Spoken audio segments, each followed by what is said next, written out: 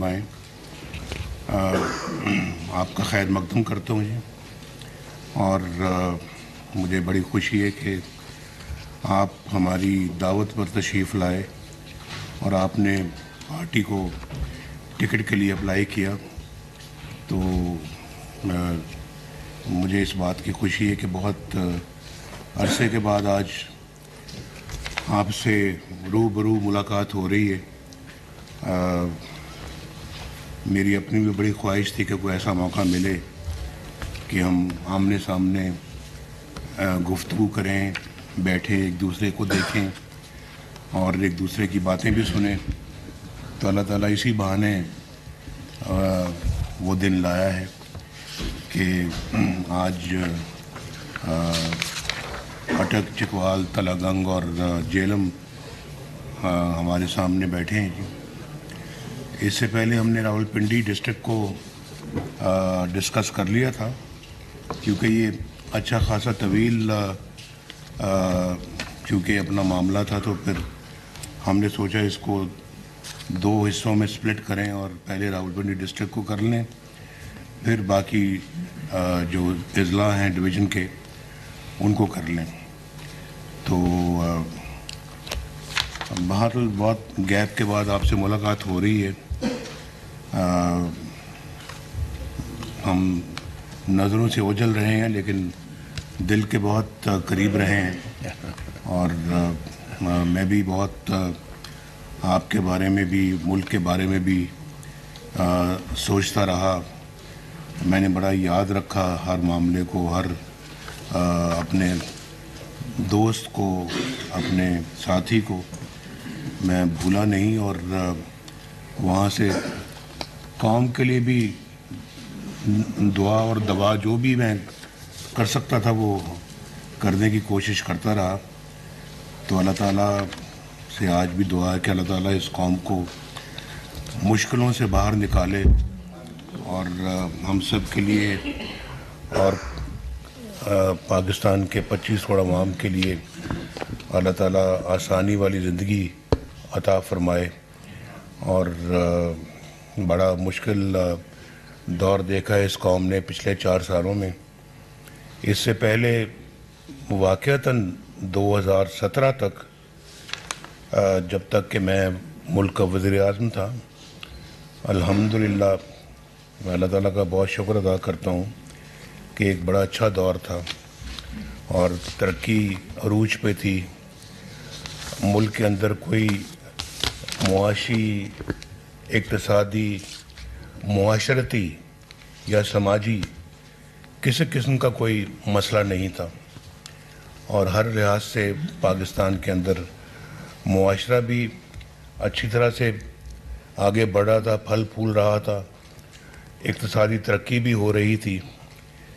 اور جو economic indicators ہیں ہمارے وہ بھی بہت اچھے چل رہے تھے. دنیا بھی دیکھ رہی تھی اور دنیا بھی اس بات کا اعتراف کر رہی تھی کہ پاکستان ترقی کی رفتار میں اب بہت آگے ہے اور آئندہ چند سالوں میں یہ نہ صرف خطے کی بلکہ اس دنیا میں انشاءاللہ ایک بہت بڑا مقام حاصل کرے گی.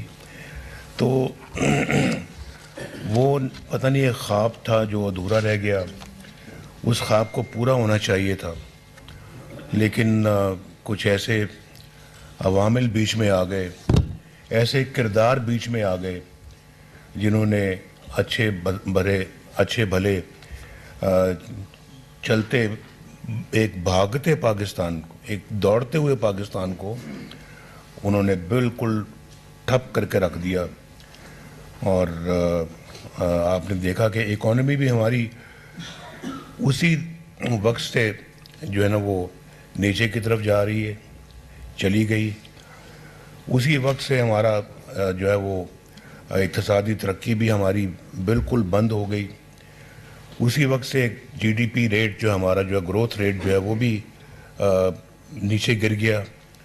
اور پھر اسی دن سے ہمارا روپیہ بھی جو ہے وہ کمزور ہونا شروع ہو گیا. اور اس وقت آپ دیکھیں نا 4 سال روپیہ ایک جگہ پہ رہا ہے اور اس میں اپنا کوئی کمی بیشی نہیں آئی. 4 سال، آج تو 4 گھنٹے بعد، اس کے بعد 4 گھنٹے بعد روپیہ جو ہے نا اپنی جگہ سے ہلتا رہا. اور جب یہ کرنسی آپ کی ڈی سٹیبلائز ہوتی ہے تو پھر آپ کی ہر چیز ڈی سٹیبلائز ہونی شروع ہو جاتی ہے. آج اگر غریبوں کے لیے مہنگائی اس ملک کے اندر اگر ہے، اب پاکستان کے عوام کے لیے، اس کی بنیادی وجہ یہی ہے کہ آپ کی اکانومی مس مینج ہوئی.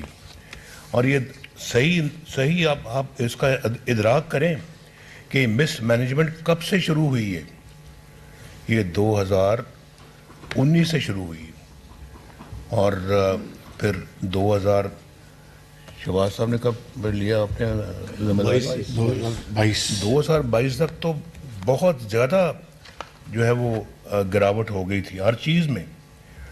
2022 تک تو ہر چیز کا بٹھا بیٹھ گیا تھا، اور اس کو نہ آ کے تو یہ اپنا سنبھالتے تو ملک ڈیفالٹ ہو چکا تھا.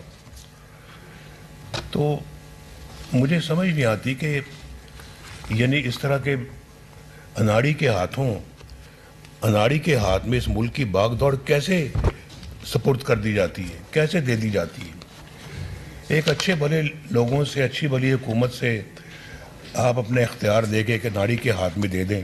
اور یہ آپ کی آنکھوں نے دیکھا ہے 2013 سے لے کے 2017 تک جب مسلم لیگ نون کی گورنمنٹ تھی، نواز شریف وزیر اعظم تھا، تو ملک ترقی کی رفتار میں کیسے دوڑ رہا تھا، پوری قوم نے دیکھا ہے. اور اس وقت یہ باتیں ہو رہی تھی 2017 میں، حالانکہ الیکشن 2018 میں ہونا تھا. میں جب وزیر اعظم تھا کہ جی اگلی ٹرم بھی پی ایم ایل این جیت رہی ہے. یہ 2016-17 میں یہ باتیں شروع ہو گئی تھی.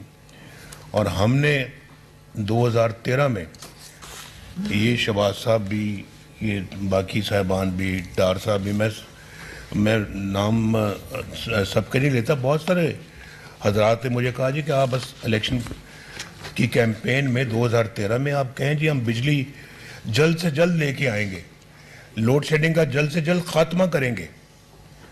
اور آپ کہہ دیں، آپ 6 مہینے کہہ دیں، آپ 1 سال کہہ دیں. تو میں نے کہا بھائی نہ 6 مہینے میں یہ ممکن ہے، نہ یہ 1 سال میں ممکن ہے. اس کو وقت لگے گا. اور میں ایسی کوئی بات کبھی نہیں کہوں گا، اور نہ میں کہنے کا عادی ہوں جو میں سمجھتا ہوں کہ یہ ممکن نہیں ہے. میں کیسے کہہ دوں؟ تو میں نے الیکشن میں فیصلہ کیا کہ میں لوگوں کے ساتھ سچ بولوں، اور میں کوئی ان کو چکر بازی نہ کروں، سبز باغ نہ دکھاؤں، کوئی دھوکہ فریب فراڈ نہ کروں.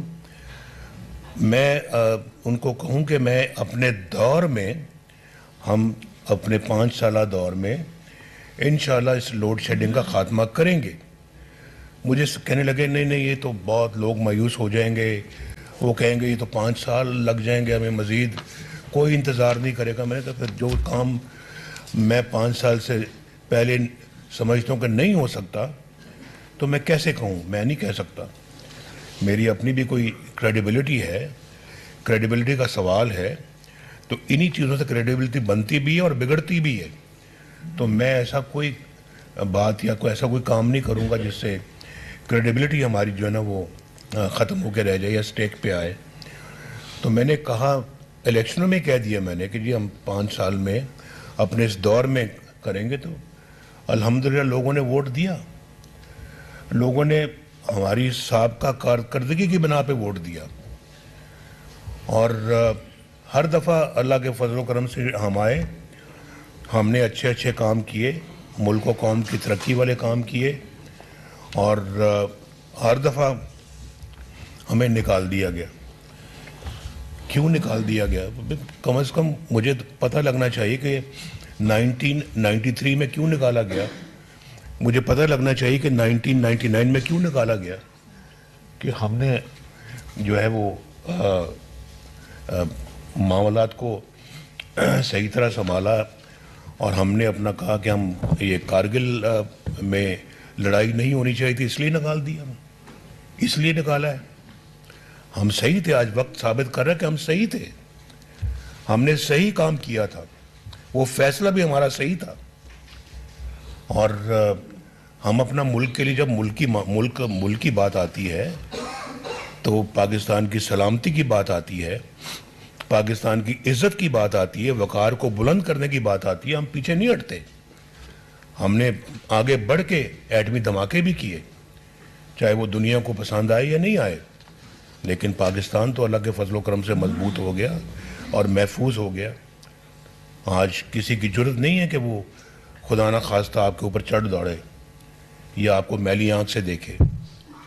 تو ہم نے ہر فرنٹ میں اپنی خدمت کی انجام دی ہے, چاہے وہ اقتصادی ہے, چاہے وہ معاشی ہے, چاہے وہ دفاعی ہے, اور چاہے وہ ہماری فارن افیئرز ہے.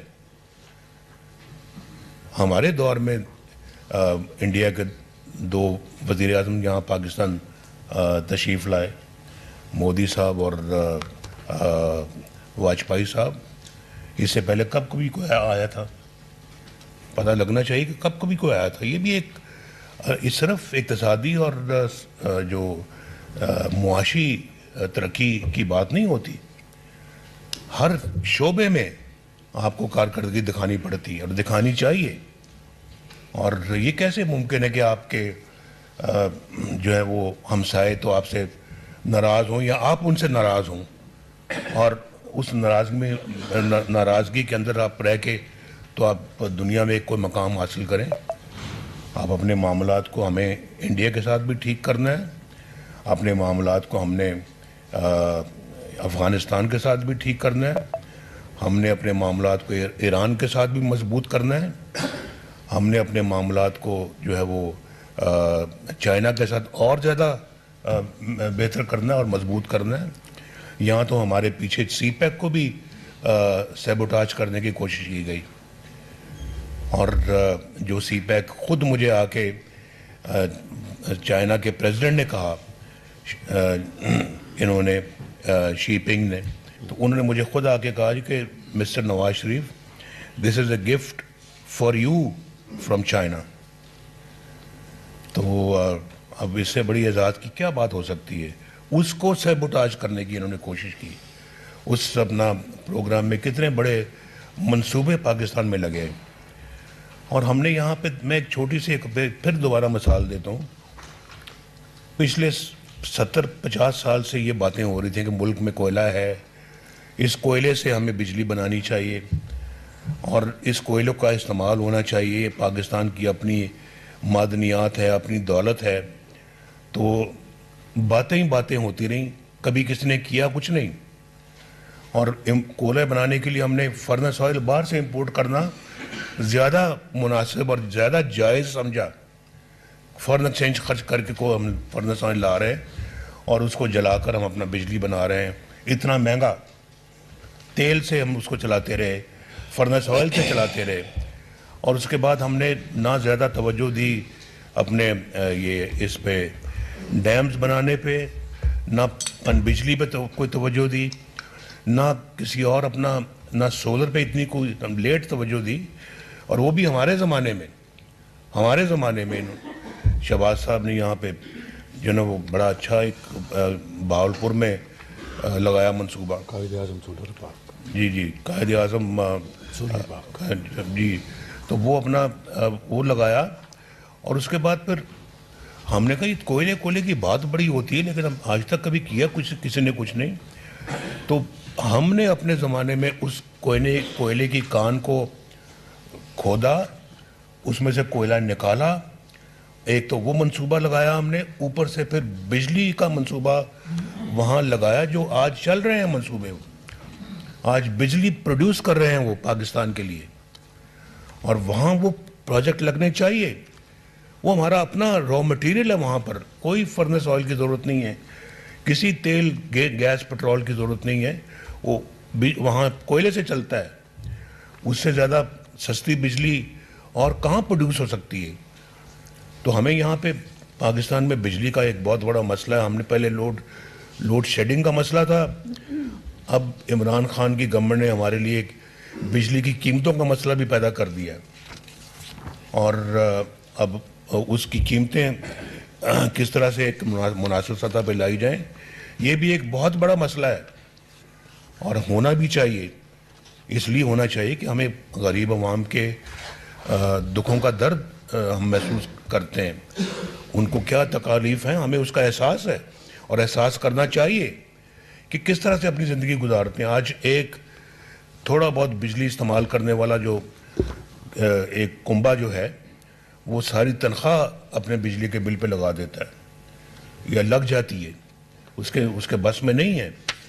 باقی کیسے گزارا کرتا ہے یہ آپ وہ جانیں یا اس کے بال بچے جانیں، ہمیں اس کا کوئی احساس نہیں ہے، ادراک نہیں ہے۔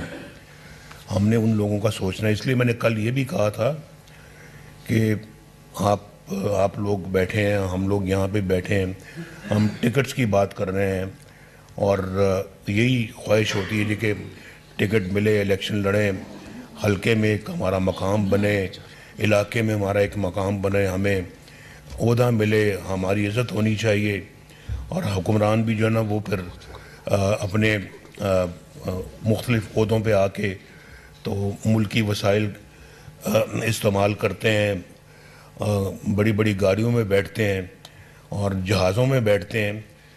بھائی یہ سب چیزیں جو نا یہ بات کی باتیں ہیں۔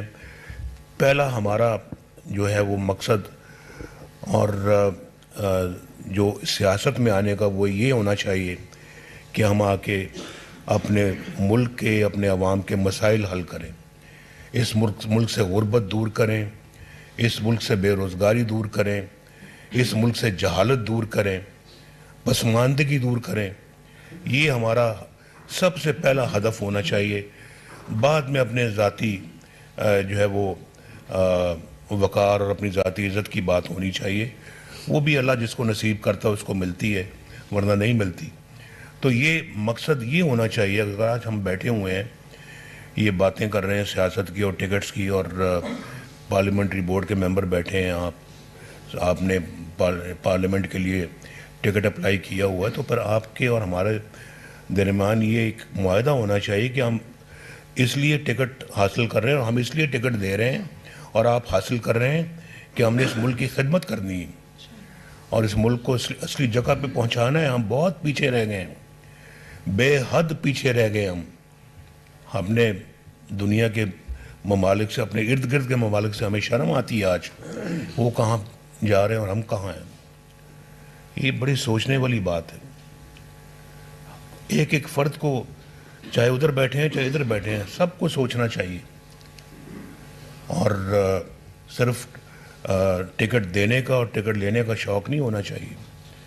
یہ سوچنا چاہیے کہ ہم یہ ملک کا حال کیا ہو گیا ہے، اور پھر جنہوں نے اس ملک کو یہاں تک پہنچایا ہے ان کا بھی محاسبہ ہونا چاہیے، پوچھ ہونی چاہیے کہ بھئی آپ نے اس ملک کے ساتھ یہ سلوک کیا کیسے ہے، کیوں کیا آپ نے پاکستان کے ساتھ یہ سلوک، جس کا تصور کوئی محب وطن پاکستانی نہیں کر سکتا، کبھی بھی نہیں کر سکتا۔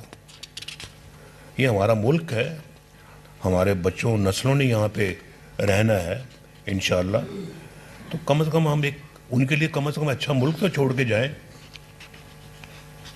یہ سوچنے والی باتیں ہیں۔